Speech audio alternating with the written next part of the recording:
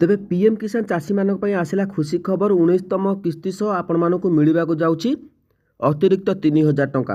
तो से 3000 टंका कौन क्या मिल ता सहित जो पीएम किसान योजना रे बर्तमान केते कोटी चाषी लाभ पाइले बा पंजीकृत होले आउ एथर नुआ केते कोटी चाषी भाई मानकु बा सामिल होबाकु जाउचंती तार मध्ये रिपोर्ट आपण माने जानिबाकु पाइबे। तेबे जदि चैनल को नुआ अछन चैनल को सब्सक्राइब करंतु, प्रथमे वीडियो देखंतु, जदि भलो लागिवो चैनल को सब्सक्राइब करंतु।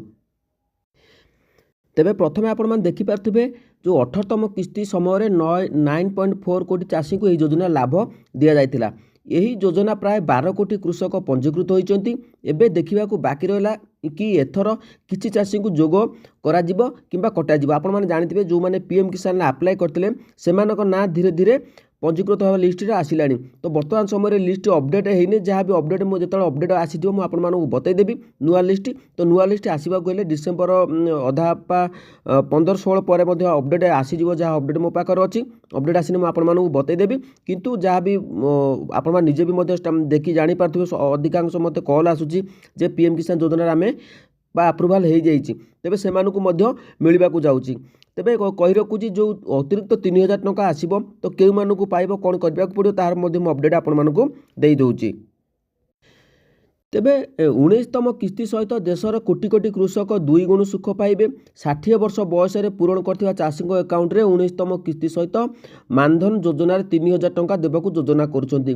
जो मानधन योजना आपण माने आरंभ करथिले, आपण माने बैंक रे मध्ये देखिथिबे जो कटुथुला पैसा, तो सेतिरे आपण माने जदि वर्तमान बा क्षेत्र रे ओडिसा रे कोन ओडिसा बाहर मध्ये चाषी भाई माने अनेक मध्ये 60 वर्ष अधिक बा हेई गलानी। तो अनेक मध्ये पुराना जो वयस्क व्यक्ति अछंती जो माने चाषी चाष काम करछंती सेमाने एथिरे पंजीकृत होइछंती। कारण जानथिबे वर्तमान 50% जो चाषी भाई माने अछंती सेमानकर बयस 50 रु मध्ये अधिक होई गलानी।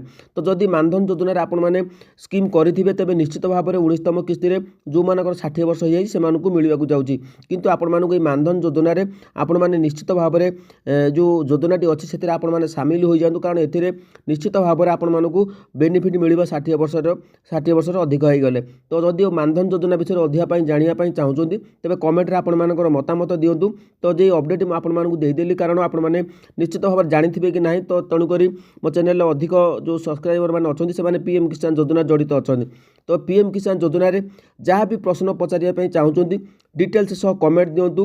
तो अनेक किछि कमेंट रो मु रिप्लाई देइनी पूर्व वीडियो मध्ये पकेइथिली। तो आपण माने एबे कमेंट करंतु, समस्त कमेंट रो मु रिप्लाई दबा पाई चेष्टा करिबो। 100% दिया जिवो, ता सहित मोबाइल नंबर मध्ये दिया जिवो। जदि किछि जानिबाकु चाहुचो तेबे तुरंत कमेंट सेक्शन रे आपण मानकर भलो कमेंट दियंतु, डिटेल्स सह कमेंट दियंतु। केबेटारु अप्लाई कलेनी, कोन रहिछि समस्या, तार डिटेल्स सह कमेंट देले मु आपण मानकु सठिक अपडेट बा सठिक रिप्लाई देई परिबी।